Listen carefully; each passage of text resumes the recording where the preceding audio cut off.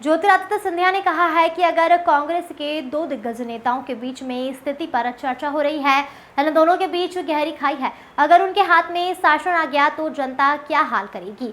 उन दोनों के बीच यही हाल है। जनता का क्या नुकसान होने वाला है? इनके वचन पत्र में वचन की लिस्ट बड़ी लंबी होती है, लेकिन पूरी एक भी नहीं होती है। मैनिफेस्टो में कई लुभावने मुद्दों को डालना बहुत आसान है, लेकिन 15 महीने में इन्होंने मध्य प्रदेश को पूरी तरह से चौपट स्थिति में कर दिया है।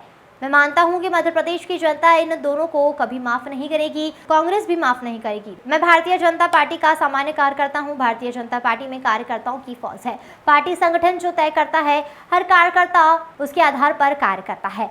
पिछले 3-4 महीने से मुख्यमंत्री जी, प्रदेश अध्यक्ष जी नरेंद्र सिंह जी एवं सहित सभी नेता एवं कार्यकर्ता पूर्ण लगन से काम में लगे हुए हैं। इस रास्ते पर चलकर हमें काम करना है। पार्टी जो जिम्मेदारी देगी उसे पूरा किया जाएगा। देश के अग्रणी सिंधिया स्कूल में पीएम मोदी का आगमन हो रहा है।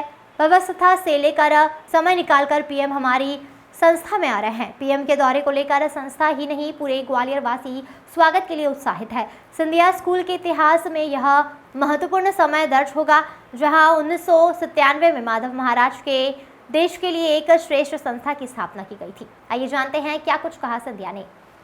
विकास गुप्ता की रिपोर्ट। हमारा सौभाग्य है कि प्रधानमंत्री जी का आगमन हमारे ग्वालियर के केवल नहीं, लेकिन प्रदेश की केवल नहीं, लेकिन देश की अग्रिम और प्राथमिक शिक्षा की संस्था सिंधिया स्कूल का 125वीं वर्षगांठ पर उनका आगमन हो रहा है। हम लोग सब उनके कृतज्ञ हैं कि उन्होंने अपने इतनी व्यस्तता में अपना समय निकालकर हमारे संस्था में पधार रहे हैं। और केवल संस्था नहीं, केवल संस्था के हमारे सभी गणमान्य सदस्य केवल नहीं, लेकिन पूर्ण ग्वालियर उत्साहित है उनके स्वागत के लिए। और एक बहुत महत्वपूर्ण समय सिंधिया स्कूल के इतिहास में भी है।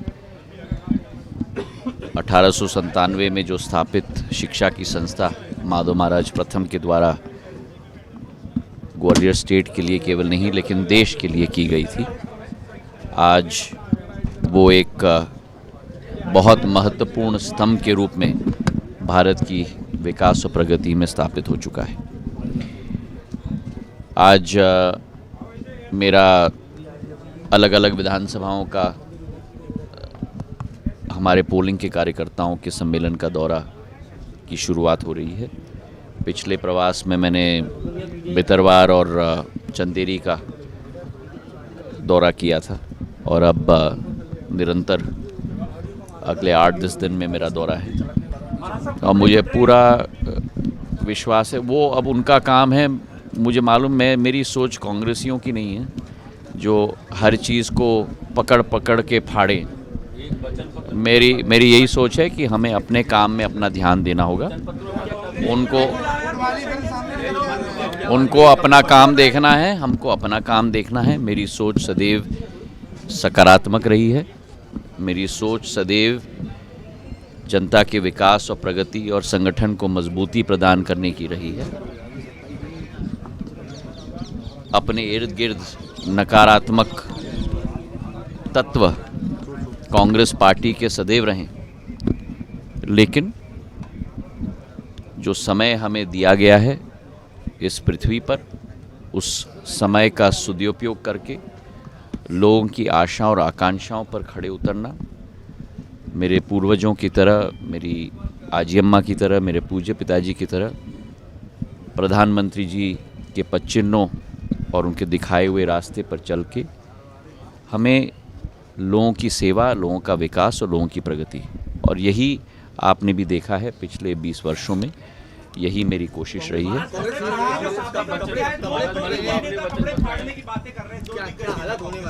अब आप समझो कि अगर, और ये मैं कोई टीका टिप्पणी के रूप में नहीं, लेकिन अगर दो लोगों के बीच में ही, दिग्गज नेताओं के बीच में इस स्थिति पर चर्चा हो रही है, तो अगर और मुझे विश्वास है प्रदेश की जनता ये होने नहीं देगी, लेकिन अगर उनके हाथ में शासन आएगी तो जनता का क्या हाल होगा?